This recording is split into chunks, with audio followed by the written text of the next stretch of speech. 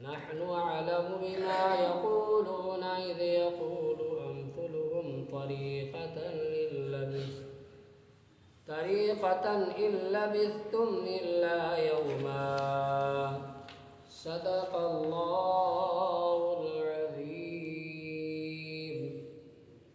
سورۃ طٰہٰ کی ایک آیت کی تلاوت کی گئی، آیت نمبر 104۔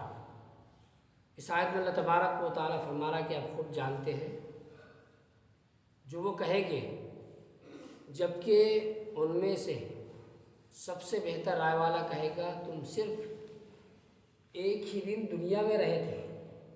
اللہ تبارک و تعالیٰ کا ارشاد ہے نحن عالم، ہم خوب جانتے ہیں، بما یقولون جو وہ کہیں گے، اذ یقول امثلهم طریقۃ، جب ان میں سے سب سے بہتر رائے والا کہے گا ان لبثتم الا یوما، کہ تم صرف ایک ہی دن رہے تھے۔ ارشاد فرمایا کہ کفار دنیا میں ٹھہرنے کی مدت کے بارے میں جو آہستہ آہستہ باتیں کریں گے اسے ہم خوب جانتے ہیں۔ کچھ لوگ تو 10 راتیں رہنے کا کہیں گے، جبکہ ان میں سب سے بہتر رائے والا قیامت کی ہولناکیوں اور اس کے خوف کو دیکھ کر کہے گا تم تو صرف ایک ہی دن دنیا میں رہے تھے۔ بعض مفسرین کے نزدیک کفار کو دنیا میں ٹھہرنے کی مدت بہت کم معلوم ہوگی، جیسا کہ اوپر ذکر ہوا، جبکہ بعض مفسرین نے کہا کہ وہ اس دن کی سختیاں دیکھ کر اپنے دنیا میں رہنے کی مقدار ہی بھول جائیں گے۔ یہاں یہ بات یاد رہے کہ وقت ایک نفیس، نقدی اور لطیف جوہر ہے، اسے کسی حقیر اور فانی چیز کو پانے کے لیے خرچ نہ کیا جائے، بلکہ اس سے وہ چیز حاصل کرنے کی کوشش کی جائے جو انتہائی اعلیٰ اور ہمیشہ رہنے والی ہو۔ لہٰذا عقل مند آدمی کو چاہیے کہ وہ اپنے وقت کو صرف دنیاوی زندگی کو پرسکون بنا لے، اس کی لذتوں اور رنگینیوں سے لطف اندوز ہونے اور اس کی عیش و عشرت کے اصول میں صرف کر کے اسے ضائع نہ کرے، بلکہ اپنی آخرت بہتر سے بہتر بنانے اپنا کامل وقت استعمال کرے، کیونکہ دنیا کسی کا مستقل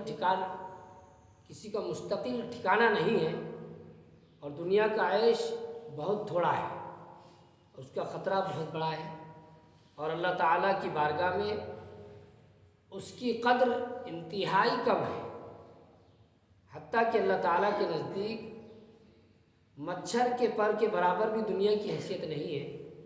اس لیے دنیا کے دھوکے میں مبتلا ہو کر اپنی اخروی زندگی کو عذاب میں ڈال دینا سمجھدار کے شایان شان نہیں ہے۔ دنیا کے بارے میں امام غزالی رحمۃ اللہ علیہ فرماتے ہیں جو شخص دنیا کے دھوکے میں آتا ہے اس کا ٹھکانہ ذلت ہے، اور جو آدمی اس کے ذریعے تکبر کرتا ہے اس کی منزل کف افسوس ہے۔ دنیا کا کام طلب کرنے والوں سے بھاگنا ہے اور بھاگنے والوں کو تلاش کرنا ہے۔ جو دنیا کی خدمت کرتا رہتا ہے تو یہ اس سے چلی جاتی ہے، اور جو دنیا سے منہ پھیرتا ہے یہ اس کے پاس آتی ہے۔ دنیا صاف بھی ہو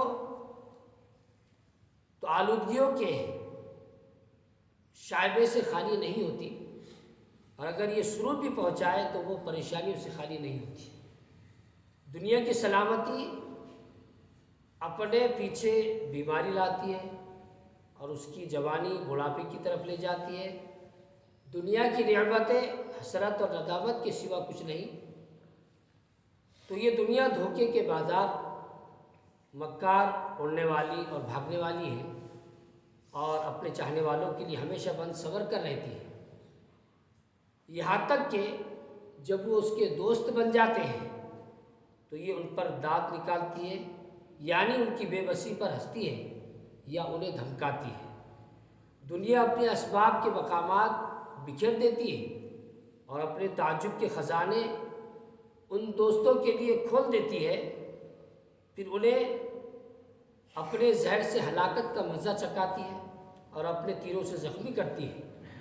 جب دنیا دار خوشی کی حالت میں ہوتے ہیں تو یہ اچانک ان سے منہ پھیر لیتی ہے اور یوں لگتا ہے گویا وہ پریشان خواب تھے۔ پھر ان پر حملہ آوروں نے کفن میں چھپا کر مٹی کے نیچے رکھ دیتی ہے۔ اگر ان میں سے کوئی ایک پوری دنیا کا مالک بھی بن جائے تو یہ اسے یوں کاٹ کر رکھ دیتی ہے گویا کل اس کا وجود ہی نہ تھا۔ دنیا کے چاہنے والے خوشی کی تمنا کرتے ہیں اور یہ ان کو دھوکے کا وعدہ دیتی ہے، حتیٰ کہ وہ بہت زیادہ امید رکھتے ہیں اور محلات بناتے ہیں اور پھر ان کے محلات قبروں کی شکل اختیار کر لیتے ہیں۔ ان کی جماعت ہلاک ہو جاتی ہے، ان کی کوشش بکھر جاتی ہے اور بکھر کر غبار بن جاتی ہے اور ان کی دعا تباہ و تباہ ہو جاتی ہے۔ صدق اللہ العظیم۔